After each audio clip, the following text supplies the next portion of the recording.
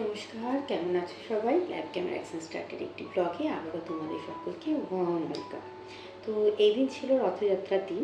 আমি আমার বাড়িতে রথের পুজো করে জগন্নাথ দেবকে ভালো করে পুজো টুজো করে তাড়াতাড়ি রান্না করে বেরিয়ে গিয়েছিলাম ফ্ল্যাটের দিকে যাব। আর তার জন্য আরও তাড়াতাড়ি করে বেরিয়েছিলাম যে আমরা রথ দেখতে যাবো।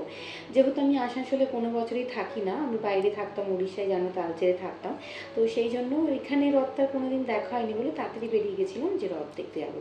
তো তাড়াতাড়ি রান্নাবান্না শেষ করে আমি পৌঁছে গেছিলাম আগের ফ্ল্যাটে যেহেতু আমার সমস্ত ফার্নিচারের কাজ শুরু হয়ে গেছিলো। ফার্নিচারের কাজগুলো কয়েকটা দেখার ছিল, কয়েকটা বোঝানোর ছিল, বলার ছিল। সেই জন্য আমি ইন্টেরিয়রের সাথে দেখা করে সেই সমস্ত দিকটা ভালো করে বুঝিয়ে তাড়াতাড়ি করে বেরিয়ে পড়ছিলাম যে রথ দেখতে যাবো। আমার ছেলে তো মনের সুখে একটা রুমে বসে মোবাইল নিয়ে বসে গেছে, ওর আর কি, ওর তো কোনো চাপ নেই, যত চাপ আমারই। কিন্তু আমার একটু তাড়াহুড়ো ছিল যাতে সমস্ত ফার্নিচারের কাজগুলো তাড়াতাড়ি বুঝিয়ে বেরিয়ে পড়তে পারি রথ দেখতে যাওয়ার উদ্দেশ্যে।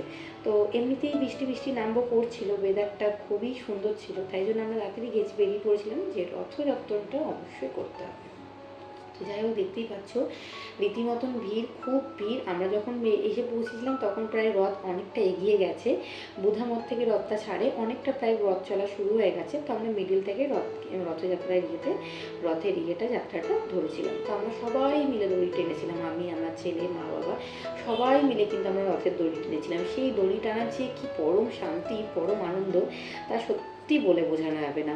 অপূর্বভাবে সুন্দর করে যেমনি রথ সাজানো হয়েছিল সেরকম জগন্নাথ, বলরাম, সুভদ্রাকেও অপূর্ব সুন্দর সাজানো হয়েছিল। সমস্তটা ফুলের কারুকার্য ছিল, এত সুন্দরভাবে অপূর্ব সাজানো হয়েছিল, খুব সুন্দর। আর রাস্তায় মিডিলে জলের ব্যবস্থা করা হয়েছিল, প্রসাদ বিতরণের ব্যবস্থা করা হয়েছিল, অপূর্ব, খুবই সুন্দর। আমি ফার্স্ট টাইম দেখলাম আসানসোলের রথযাত্রার উৎসব, কিন্তু আমার সত্যি খুব ভালো লেগেছে। আমি প্রতিবার আসতে পারি না, এখানে অ্যাটেন্ড করতে পারি না। তো এবছর যখন আমি এলাম, ফার্স্ট টাইম যখন আমি আছি, তো ওই জন্য ভেবেছিলাম তো এবারে রথটা আসানসোলেই কাটাবো। তো সত্যি খুব সুন্দর। মিডিলে প্রচুর পরিমাণে বৃষ্টি শুরু হয়ে গেছে, দেখতেই পাচ্ছ প্রচুর বৃষ্টি হচ্ছিল। তো আমরা একটু জায়গা স্টে করেছিলাম, যেহেতু রিকো অনেক ছোটো, বৃষ্টিতে ভিজে যাবে, আমি সেরকমভাবে কোনো জোগাড়ও আনিনি। তাই আমরা কিছুক্ষণ স্টে করে এখান থেকে আমরা বাড়ির দিকে বেরিয়ে গেছিলাম। আমরা সবাই কিছুটা রাস্তা গেছিলাম, জাস্ট ইসমাইল মোড়ের মাঝামাঝি এসে আমরা ওইখান থেকে বেরিয়ে গেছিলাম বাড়ির পথে, কারণ কি রথ এখান থেকে ঘুরে গিয়ে আর একটু দূরে যাবে, সেই জন্য আমরা এখানেই স্টে করেছিলাম।